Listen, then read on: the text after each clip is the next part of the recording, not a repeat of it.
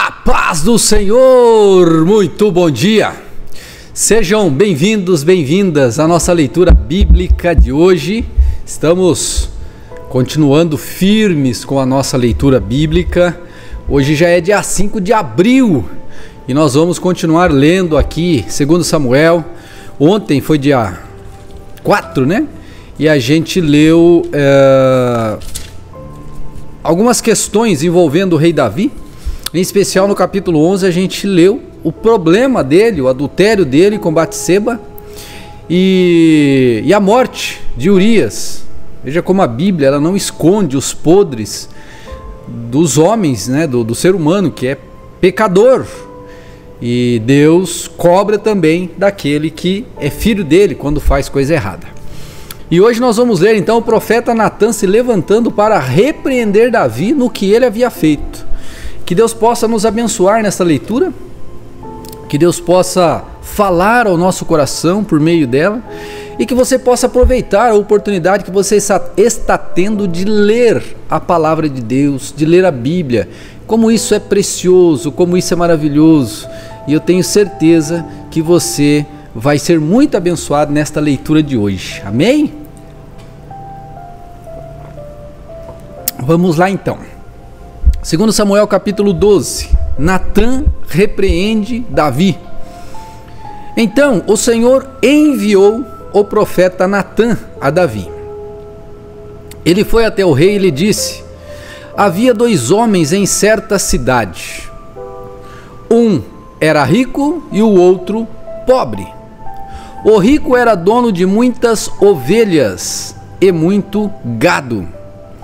O pobre não tinha nada, exceto uma cordeirinha que ele havia comprado. Ele criou a cordeirinha e ela cresceu com os filhos dele. Comia de seu prato, bebia de seu copo e até dormia em seus braços. Ela era como sua filha. Certo dia, um visitante chegou à casa do rico.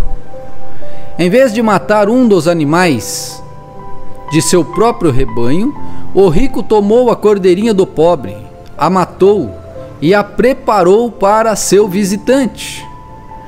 Davi ficou furioso com esse homem rico e jurou: tão certo como vive o Senhor, o homem que faz uma coisa dessas merece morrer. Deve restituir 4 ovelhas ao pobre por ter roubado a cordeirinha e não ter mostrado compaixão. Então Natã disse a Davi: você é esse homem. Ele está falando isso para o rei, hein? O rei de Israel. E naquela época tinha todo um contexto de afronto à autoridade. Assim diz o Senhor, o Deus de Israel: eu o ungi rei de Israel e o livrei das mãos de Saul. Dei a casa e as mulheres de seu senhor e os seus reinos e os reinos de Israel e Judá a você. E se isso não bastasse, teria lhe dado muito mais. Por que então você desprezou a palavra do Senhor e fez algo tão horrível?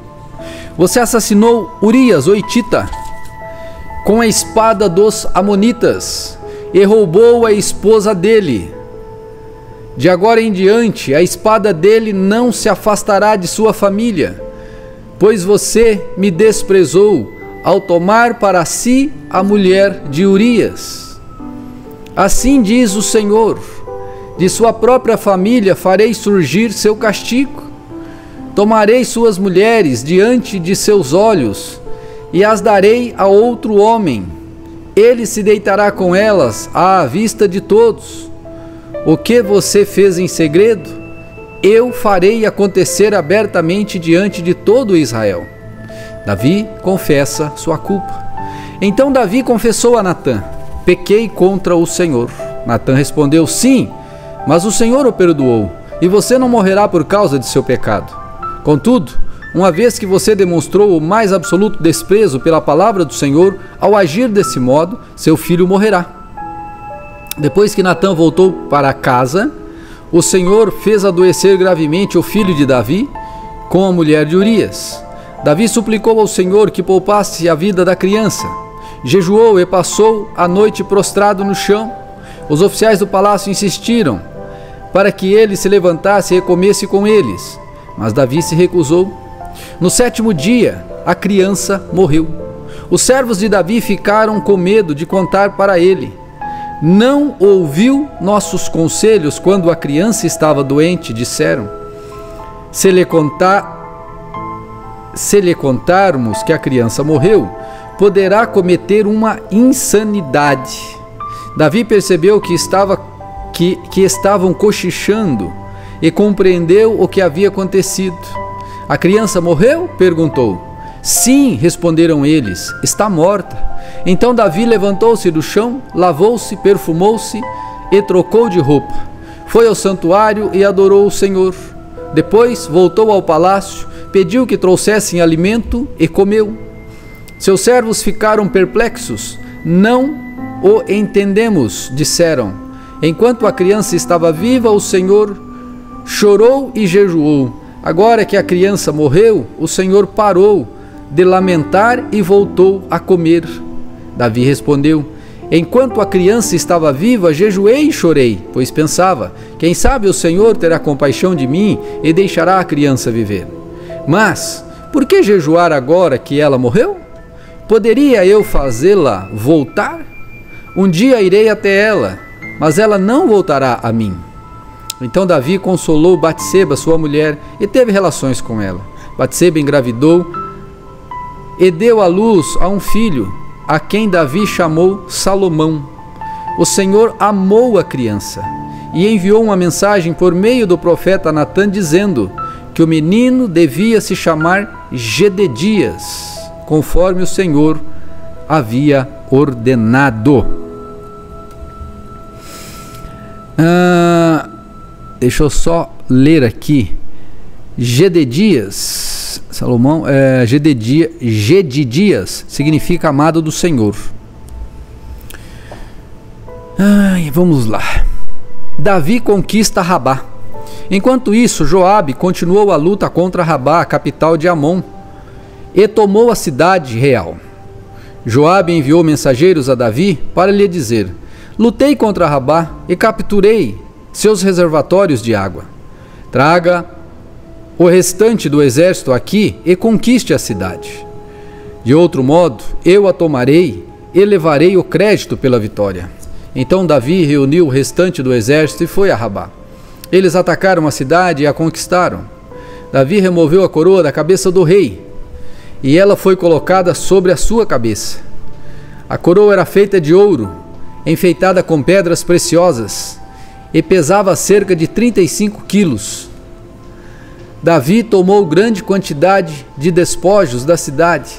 Também tomou os habitantes de Rabá e seus escravos, e os obrigou a trabalhar com serras, picaretas e machados de ferro, e também nos fornos de tijolos. Foi assim que Davi tratou o povo de todas as cidades amonitas. Então ele e todo o exército voltaram para Jerusalém. Tamar é violentada. Absalão, filho de Davi, tinha uma irmã muito bonita chamada Tamar. Aminon, outro filho de Davi, apaixonou-se por ela. Aminon ficou tão obcecado por Tamar que adoeceu. Aminon ficou tão obcecado por Tamar que adoeceu. Ela era virgem e Aminon imaginou que seria impossível possuí-la. Contudo, Aminon tinha um amigo muito astuto, seu primo Jonadab. Ele era filho de Simeia, irmão de Davi. Certo dia, Jonadab disse a Aminon: qual é o problema? Por que o filho do rei parece tão abatido todos os dias? Aminon lhe respondeu: estou apaixonado por Tamar, irmã de meu irmão Absalão. Aqui era uma questão de várias mulheres de Davi, uma coisa que no dia de hoje é estranho, mas na época os reis tinham várias mulheres e tinham vários filhos e filhas. E aqui é o caso de um irmão que é filho de Davi, o filho de Davi apaixonado pela filha de Davi, casada, que era de uma outra mãe. Vocês entenderam aqui? Não eram filhos da mesma mãe, só do mesmo pai. Aminon respondeu: estou apaixonado por Tamar, irmã de meu irmão Absalão. Versículo 5 do capítulo 13. Faça o seguinte, disse Jonadab. Deite-se e finja que está doente. Quando seu pai o visitar, peça-lhe que deixe Tamar vir preparar algo para você comer. Peça que ela prepare o alimento aqui mesmo, para que você a veja e ela o sirva. Então Aminon se deitou e fingiu que estava doente. Quando o rei foi vê-lo, Aminon lhe pediu: por favor, permita que minha irmã Tamar venha e prepare 2 bolos aqui mesmo, para que eu a veja e ela o sirva para mim. Davi concordou e mandou Tamar ir à casa de Aminon preparar algo para ele comer. Quando Tamar chegou à casa de Aminon, foi até o lugar onde ele estava deitado, para que ele pudesse vê-la preparar a massa. Então ela assou os bolos, conforme ele tinha pedido. Contudo, quando ela colocou a bandeja diante de Aminon, ele se recusou a comer. Saiam todos daqui, disse ele a seus servos, e todos saíram. Então Aminon disse a Tamar: agora traga os bolos ao meu quarto e dê-me de comer. Tamar fez conforme ele pediu. Quando, porém, ela ofereceu a comida, ele a agarrou e exigiu: venha para a cama comigo, minha irmã. Não, meu irmão, não me violente, exclamou Tamar. Isso não se faz em Israel. Não faça essa loucura. Como eu poderia viver com tamanha vergonha? E você cairia em desgraça em Israel. Por favor, fale com o rei, e ele permitirá que você case-se comigo. Mas Aminon não quis ouvi-la, e como era mais forte do que ela, violentou-a. Então a paixão de Aminon se transformou em profundo desprezo, e seu desprezo por ela foi mais intenso do que a paixão que havia sentido. Saia daqui, gritou para ela. Não, não, respondeu Tamar. Mandar-me embora agora seria pior do que o mal que você fez. Aminon, porém, não quis ouvi-la. Chamou seu servo e ordenou: ponha esta minha irmã, esta mulher, fora daqui e tranque a porta. O servo a pôs para fora e trancou a porta. Tamar vestia uma túnica longa, como era de costume naqueles dias entre as filhas virgens do rei. Então rasgou a sua túnica e jogou cinza sobre a cabeça, e cobrindo o rosto com as mãos foi embora chorando. Seu irmão Absalão a viu e perguntou: é verdade que Aminon esteve com você? Bem, minha irmã, é melhor ficar quieta, pois Aminon é seu irmão. Não se aflija com isso. Então Tamar, como uma mulher desolada, foi morar na casa de seu irmão Absalão. Quando o rei Davi soube o que havia acontecido, ficou furioso. E embora Absalão não tivesse dito nada a Aminon a esse respeito, odiou Aminon profundamente pelo que ele havia feito à sua irmã. Absalão se vinga de Aminon. 2 anos depois, quando as ovelhas de Absalão estavam sendo tosqueadas em Baal-Razor, perto de Efraim, Absalão convidou todos os filhos do rei para uma festa. Foi até o rei e disse: meus tosqueadores estão trabalhando. Gostaria que o rei e seus servos celebrassem essa ocasião comigo. Mas o rei respondeu: não, meu filho, se todos nós fôssemos, seria um peso para você. Embora Absalão insistisse, o rei recusou-se a ir, mas abençoou Absalão. Está bem, disse Absalão. Se o senhor não pode vir, permita que meu irmão Aminon vá conosco. Por que Aminon? Perguntou o rei. Mas Absalão continuou a insistir até que finalmente o rei concordou em deixar seus filhos, incluindo Aminon, irem à festa. Absalão disse a seus homens: esperem até Aminon estar bêbado, e então, quando eu ordenar, matem-no. Não tenham medo, a responsabilidade é minha. Sejam corajosos e valentes. Assim, quando Absalão deu o sinal, eles mataram Aminon. Os outros filhos do rei montaram em suas mulas e fugiram. Quando ainda estavam a caminho de Jerusalém, a notícia chegou a Davi: Absalão matou todos os filhos do rei, não restou um sequer com vida. O rei se levantou, rasgou suas roupas e lançou-se no chão.